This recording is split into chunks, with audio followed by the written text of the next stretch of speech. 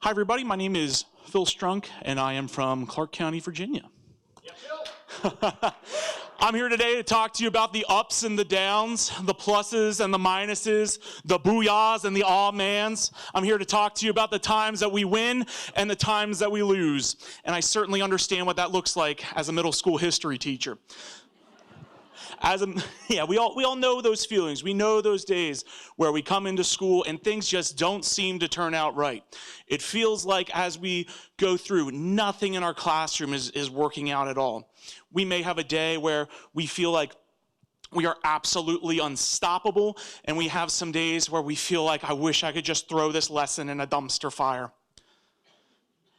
So what I've started to do is spend time on social media. I host a YouTube show called Educations. I host a Twitter chat, and all these things I do to grow and reflect. And whenever I talk about reflection, I'm not talking about what we did for our undergraduate degree, the 3-page paper. I'm not talking about the forms that we fill out so that the state can decide whether or not we're a good teacher. What I'm talking about whenever I talk about reflection is good, honest, authentic mental processing. It's about counting our blessings. It's about identifying areas of growth and remembering at the end of all this, we need to make sure we're carving out time to take care of ourselves too. And it starts by identifying a win. It could be an incredible lesson. It could be an awesome conversation with a student. It can be the lesson that you planned, just so happens to be the one where the principal comes in to observe you. Find that win. And for me, it came a couple weeks ago when my students were working on a video design project.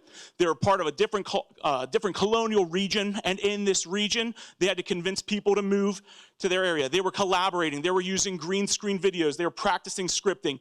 And at the end, whenever I asked them to reflect on this topic, what they told me was, wow, Mr. Strunk, I really learned a lot through this project about my region.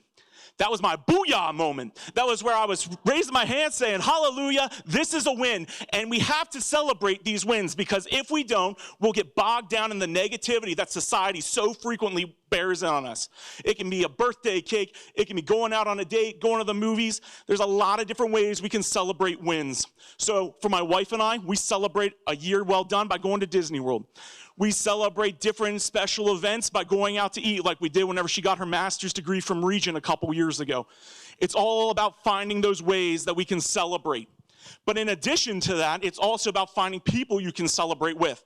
So my Twitter chat on Thursday nights, Whale Chat, is a chat where we work together and reflect together, because just like eating birthday cake, reflection's better with friends. And as we build this group of people, we become vulnerable with each other. We can share a loss. Maybe that terrible lesson was actually the lesson where the principal came in to observe you. Maybe you got into a huge fight. Maybe the copier jammed and you couldn't fix it. Or maybe you were like me in your first year teaching, a student was misbehaving in your class, and you thought, how dare you? How dare you act like that in my class? How dare you think that's fine to do in here? Because I'm the first year teacher, and I obviously know what's best for you. And what I failed to do in that moment is realize that was a cry for help from that student. I was more obsessed with being right that I ignored that cry for help, that need that they needed me. But the beautiful thing about these losses is that they are great learning moments. We talk about growth mindset. How about we live it? How do we take these lemons? How do we turn them into lemonades? How do we take this coal and refine it into diamonds? That's what we need to make sure we're doing. And so whenever I spoke to my mentor teacher about this issue, he said, Phil, you got to stop taking it personally. You have to stop taking it personally. And so it was great then the next year I had a student misbehaving in my class, and I called them out into the hallway and I said, dude, what's up? And he told me that his father came home late last night drunk and passed out on the front yard.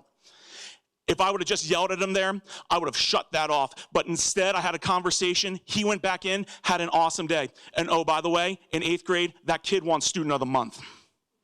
At the end of these wins and losses, we have to consider self-care. We live in a society that praises busyness, that is constantly saying, do this, do this, do this.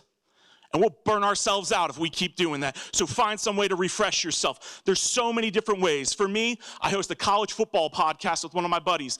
I turn my phone off during Penn State games. I sleep in on Saturdays. Sometimes I don't even work during the summer.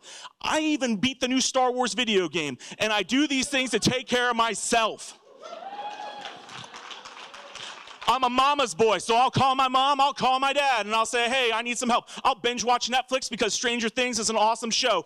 Or I'll do what I did last week, and my wife and I went out to see Frozen 2. But we have to take care of ourselves. Because sometimes we win, and sometimes we lose.